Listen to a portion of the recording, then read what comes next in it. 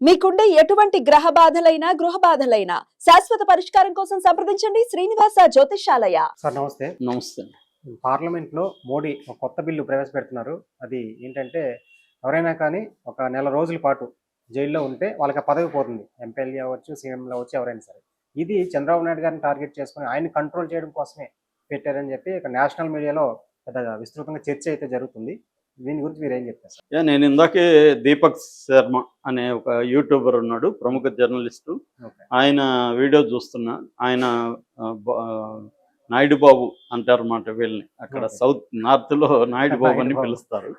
So Naidu బాబుని గుజరాత్ బాబు blackmail చేయడానికి ఈ బిల్లు తీసుకొచ్చాడు, అంటే మోడీ ఈ బిల్లు తీసుకొచ్చాడు అన్న డిస్కషన్ వాళ్ళు పెట్టి అక్కడ ఉన్న నార్త్ ఇండియాలో ఉన్న జర్నలిస్టులతో కూడా డిస్కషన్ పెట్టారు. అలాగే చాలా వీడియోలు నేను చూశాను. సో అయితే ఈ బిల్లు ఏంటి, ఈ బిల్లు వల్ల ఎవరికి నష్టం, చంద్రబాబుకి ఏ ప్రమాదం ఉంది ఈ బిల్లు వల్ల, చంద్రబాబు దీన్ని సపోర్ట్ చేస్తాడా లేకపోతే వ్యతిరేకిస్తాడా, దీని వెనుక ఉన్న రాజకీయాలు ఏంటి అనేది మనం ఇప్పుడు డిస్కస్ చేద్దాం.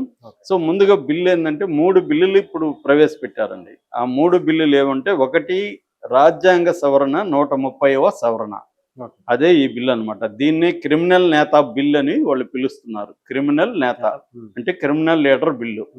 రెండవది యూనియన్ టెరిటరీస్కి సంబంధించిన సవరణ బిల్లు. మూడవది Jammu Kashmir reorganisation, state reorganisation సంబంధించిన బిల్లు. ఈ 3 బిల్లు, ఈ 2 మనకు పక్కన పెడితే ఫస్ట్ బిల్లు రాజ్యాంగానికి సంబంధించిన 130వ సవరణ బిల్లు. ఇది క్రిమినల్ నేత బిల్లు. ఇందులో 3 ఆర్టికల్స్ని సవరిస్తారు. ఆర్టికల్ నెంబర్ 75 ఇది కేంద్ర మంత్రుల గురించి, ప్రధానమంత్రి గురించి చెబుతుంది, వాళ్ళ సర్వీసెస్ వాళ్ళ గురించి చెప్తుంది. ఆర్టికల్ 164 రాష్ట్రాల మంత్రుల గురించి, రాష్ట్రాల ముఖ్యమంత్రుల గురించి తెలియజేసేది ఆర్టికల్. ఆర్టికల్ 239 AA ఇది వచ్చి స్పెషల్ ప్రొవిజన్స్ ఫర్ ఢిల్లీ గురించి చెప్పే ఆర్టికల్. ఈ 3 ఆర్టికల్లో ఇప్పుడు సవరణ తీసుకొస్తున్నారు.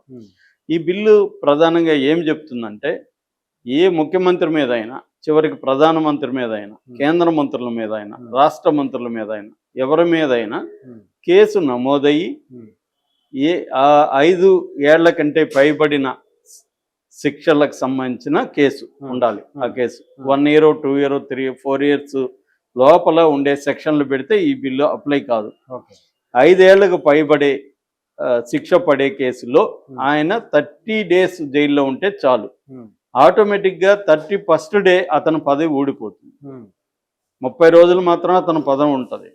ఇప్పుడు సీఎం చంద్రబాబు ఫర్ ఎగ్జాంపుల్, ఆయన మీద ఒక కేసు నమోదైంది ఈరోజు. నమోదయ్యి ఆయన 5 ఏళ్ల కంటే జైలు శిక్ష పడే కేసు అది.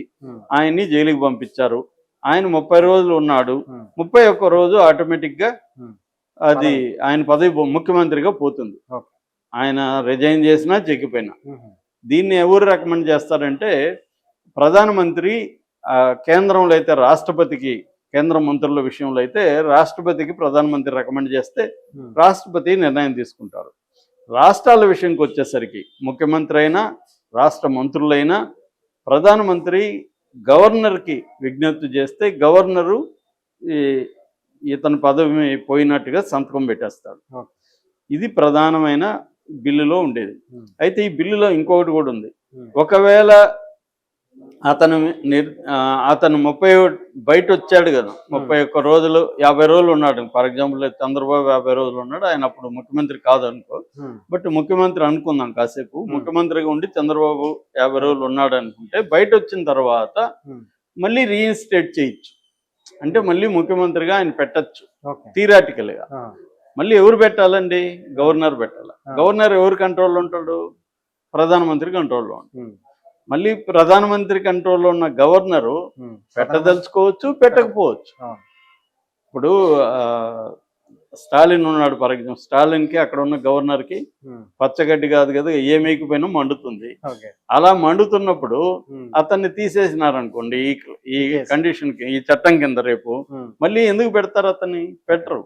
వాళ్ళకు అనుకూలమైన చెంచగాన్ని పెట్టి గవర్నమెంట్ని, పార్టీని చీల్చి ఎట్లాగైతే మహారాష్ట్రలో చీల్చారో అలాగే చీల్చేస్తారు పార్టీ. ఇది ప్లాన్ అన్నమాట. సో దీన్ని ఇప్పుడు తీవ్రంగా అందరూ వ్యతిరేకిస్తున్నారు. నాకు కేసీ వేణుగోపాల్ కానీ, ప్రియాంక గాంధీ కానీ, అనేక ప్రతిపక్షాలు కానీ, మన ఓవైసీ కానీ వీళ్ళందరూ తీవ్రంగా వ్యతిరేకించారు. ఇదేంటంటే బేసిక్ నేచురల్ జస్టిస్కే విఘాతం కలిగించేది, రాజ్యాంగ స్ఫూర్తికి విఘాతం కలిగించే బిల్లు. ఎందుకంటే ఎవరైనా ఎవరి మీదైనా కేసులు పెట్టేయచ్చు. ఇవాళ ఏంది 5 కోట్ల కేసులు పెండింగ్ లో ఉన్నాయి. 30 రోజుల్లో కోర్టులు ఎక్కడ తీర్పిస్తాయి? కోర్టులు త్వరగా దాని కేసుని పట్టించుకోలేవు. కాబట్టి 30 రోజులు జైల్లో పెట్టడం అనేది వెరీ వెరీ కామన్ విషయం. ఎవరైనా పెట్టేయచ్చు. 30 రోజులు పెట్టినాక ఇప్పుడు చంద్రబాబు 53 రోజులు పెట్టాడు. జగన్ 16 నెలలు ఉన్నాడు. 16 నెలలు ఉంటే జగన్ మీద ఏమన్నా అది ప్రూవ్ అయిందా? 12 ఏళ్ళు అయింది. ప్రూవ్ అయిందా కేసు? ప్రూవ్ కాలేదు. మరి ప్రూవ్ కాకుండానే జైల్లో ఉన్నారు. ఇప్పుడు అసలు మొత్తం జైళ్ళల్లో 5 లక్షల పైన ఖైదీలు ఉంటే అందులో 76% ప్రూవ్ కాకుండా ఉండేవాళ్లే జైళ్ళల్లో. కాబట్టి ఇవాళ ఒక మినిస్టర్ను, సీఎంను, ఇంకొకరినో ఏదో ఒక దొంగ కేసులో 30 రోజులు పెట్టడం అనేది మామూలు విషయం. సో నువ్వు ఒక అక్రమ కేసు పెట్టి ఒక ముఖ్యమంత్రినో ఒక మంత్రినో నువ్వు జైలుకు పంపించి నీ పదవి పోయిందంటే అర్థం ఏంటి? నువ్వు పదవిని తీసేయాలనుకున్నావు, నువ్వు ఆ పార్టీని విచ్ఛిన్నం చేయాలనుకున్నావు, కాబట్టి నువ్వు కేసు పెడతావు. నువ్వు సెంటర్లో నీ అధికారం ఉంది కాబట్టి నువ్వు ఎవరినైనా ఇప్పుడు ఈ బిల్లు తెచ్చినాక ప్రతి ఒక్కడు ఆల్రెడీ మోడీకి వణుకుతున్నారు. ఇప్పుడు ఇంకా అసలు శాస్త్రంగా కాళ్ళ మీద ఎప్పుడు ఆ పొజిషన్ లోనే ఉంటారు అందరూ. ఎవరు అసలు నిట్టంలో నడిచే పరిస్థితి ఉండదు. మోడీ పేరెత్తగానే శాస్త్రంగా పడిపోతారు అందరూ. సో ఆ కంట్రోల్లో తెచ్చుకోవడానికి ఈ బిల్లు తప్ప దీనివల్ల ఏ రకమైన వీళ్ళు ఎన్ని జోకులు చెప్తున్నారంటే కాన్స్టిట్యూషనల్ మొరాలిటీ నిలబెట్టడం కోసం ఈ బిల్లు తెచ్చాము, గుడ్ గవర్నెన్స్ కోసం బిల్లు తెచ్చాము, పబ్లిక్ ట్రస్ట్ కోసం బిల్లు తెచ్చాము అనే కామెడీ పదాలంతా వాడుతున్నారు. అసలు వీటికి ఏమాత్రం విలువకుండా, కాన్స్టిట్యూషన్కి వ్యవస్థలకి ఏమాత్రం విలువకుండా కంప్లీట్ వ్యవస్థల్ని నాశనం చేసింది ఎవరు? మోడీ ప్రభుత్వం. ఈ ప్రతి ఒక్కరిని సిబిఐ దగ్గర నుంచి మన ఎలక్షన్ కమిషనర్ దగ్గర నుంచి అందరినీ మోడీ నియమిస్తున్నాడు తప్ప దానికి ఒక సిస్టమ్ అనేది లేదు. పేరుకి 3 కమిటీలో ఉంటారు. ఆ 3లో మోడీ ఒకడు, తర్వాత సెంట్రల్ గా మినిస్టర్ ఒకరు, ప్రతిపక్ష నాయకుడు ఒకడు. మెజారిటీ ఇద్దరిది కాబట్టి ఇద్దరిది ఫైనల్. ఇంతే. ప్రతి ఒక్కరిని అంటే ఫైనల్ గా మోడీనే అందరినీ నియమిస్తున్నాడు. అందరినీ నియమించినప్పుడు వాళ్ళ కంట్రోల్లో నేను మీకు ఉద్యోగం ఇచ్చినప్పుడు మీరు ఆటోమేటిక్గా నా మాట వినాలి కదా. నా మాట వినకపోతే నీ ఉద్యోగం పోతుంది. సో అలాగా మోడీ సిస్టమ్లంతా నాశనం చేసింది మోడీ. ఇవాళ సిస్టమ్లని స్ట్రెంగ్తన్ చేయడం కోసం కాన్స్టిట్యూషనల్ మొరాలిటీ అంట. అసలు కాన్స్టిట్యూషన్ మీదే వీళ్ళకి నమ్మకం లేదు. కాన్స్టిట్యూషన్ అసలు ఫాలో గారు. అది గుడ్ గవర్నెన్స్ అంట. గుడ్ గవర్నెన్స్ ఎక్కడుంది అసలు? నెక్స్ట్ వచ్చి పబ్లిక్ ట్రస్ట్ అంట. పబ్లిక్ ట్రస్ట్ నీ మీద లేదు అసలు. నీకు వచ్చిన ఓట్ల శాతం అంతా పబ్లిక్ ట్రస్టే లేదు మోడీకి. ఇవాళ రాజీవ్ గాంధీ మొన్న చెప్పిన తర్వాత దేశంలో పబ్లిక్ ట్రస్ట్ అనేది మోడీకి పోయింది. మరి పబ్లిక్ ట్రస్ట్ పోయింది కదా, రిజైన్ చేయాలి కదా మోడీ. సో ఇవన్నీ ఏంటంటే ప్రతిపక్షాలని కంట్రోల్లో పెట్టుకోవడానికి, తన మిత్రపక్షాలని కూడా కంట్రోల్లో పెట్టుకోవడానికే చేశాడు. అయితే ఇక్కడ టైమింగ్ కూడా ఇంపార్టెంట్.